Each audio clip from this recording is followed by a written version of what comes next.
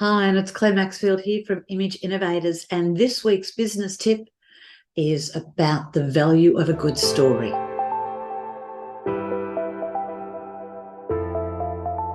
So many times I find when I'm describing to people what I do, I can sit there and tell them what I do, but a story makes the picture so much clearer for everyone. And let me give you an example here. I had a client many, many years ago, and she came to me because she was tearing her hair out. She'd just been brought over here. She'd come over from another country, and she had been headhunted for this management role in a business. And after 6 weeks, she couldn't work out why. She was just almost being treated like, Dora Dog's body. No one was giving her any credence. In fact, they were bypassing her with a lot of the decisions. What had happened up to this point is she came out to make herself feel more secure in her role. She went, let's see how everyone's dressing. And as we all know, if you want to get ahead and you're new in a business, it's often great to look at what those above you are wearing to give you an idea maybe how to present yourself if you're not too sure and you want to work it out for yourself. So she'd done that, and she'd looked at her direct superior. Well, what she did is she actually started dressing like her direct superior. Bang, that was her first mistake, because let me explain where the problem was. She was 5'2". Her superior was 5'11". She was very warm colouring. Her superior, who was very cool colouring, she was carrying a little bit of weight. Her superior was like a size 8.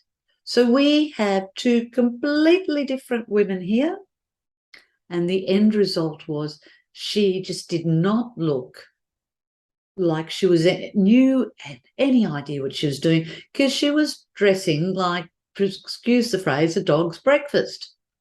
Everything, nothing suited her, nothing looked right on her. So she looked like basically a mess. Called me in, couldn't work out what's going on. I looked at her wardrobe and went, what's all this? She said, I thought that would work. And I went, no. So I looked at her shape. We discussed the colours and the clothes that would suit her. We looked at her colouring. We discussed the colours that would suit her, put a whole new wardrobe on her. Guess what?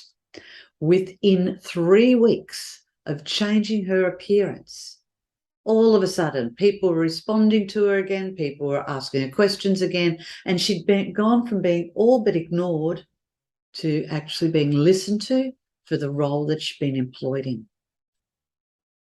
So when someone asks you about what you do, don't tell them the nuts and the bolts. Tell them a story about how you've helped someone else, about what you've done for someone else.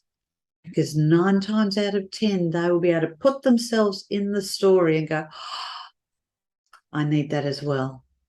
Because people many times buy for an emotional reason. So I hope the idea today of understanding that a story can make you so much more interesting and make it so much easier for you to sell and promote your products and services. I hope you've enjoyed this week's tip. If you like this and you'd like to get more, don't forget to subscribe here on YouTube.